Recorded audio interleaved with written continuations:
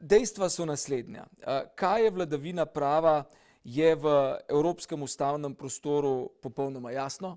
Same pogodbe, temeljne pogodbe določajo ravno mehanizme, ki nekako napovedujejo, da bo prihajalo do kršitev. Da je to tisti sistem oblasti, ki preprečuje oblasti, da bi ravnala samovoljno. Ustanovni očetje so se zavedali, da je neka vrste vzgib ali pa slast tega, da boste prekršili predpise Evropske unije velika. Zlasti za obstoj Evropske unije bistveno, da obstaja kot pravna skupnost. Če nekoga udariš po žepu, lahko ima to mnogo močnejše učinke. Ampak Viktor Orban igra izjemno politično igro z Evropsko komisijo. V določeni državi je zgolj dejstvo, da pride sodbe čez nekaj časa, seveda to s pridom izkoristili, so vedeli, da bodo obsojene. To so načrtno naredili. Torej, igrali izrazito nepošteno igro, ker so vedeli, da bodo v vmesnem času teren počistili.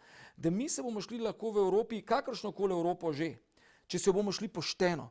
Pošteno se bomo šli pa lahko samo tedaj, če bomo spoštovali tista temeljna pravila, ki preprečujejo samovoljnost oblasti.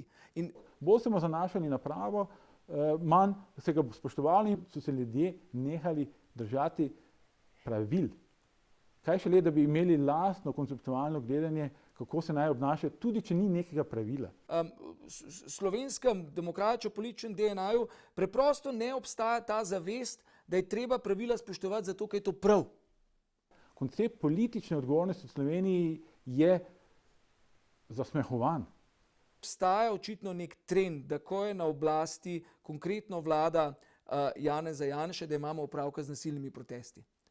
Nenapovedani shodi so dopustni. To je ustavno varovana pravica. To ni nekaj, kar bi bilo a priori treba prijavljati. Jaz mislim, da ne glede na to, so organizirali, ne, gre tukaj za neka naključja. Najmanj, kar kažejo ti protesti, je, da manjka neko zavedanje, da je za neko demokracijo najmanj normalno, če ne nujno, da so v določenih obdobjih različne politične stranke na oblasti. In da je preprosto nesprejemljivo, da se neko politično stran že vnaprej, še preden sploh začne vladati, ekskomunicira v smislu, da je fašistična, ne vem še kakšna. To je tisto, kar je z vidika ustavnega diskurza, z vidika neke zdrave ustavne demokracije nesprejemljivo.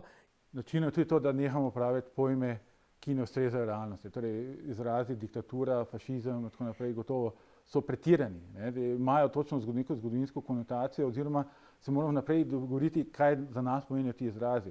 To je že prvi mini poskus k temu, kar bi rekli bolj racionalni diskurs, ki je pomemben.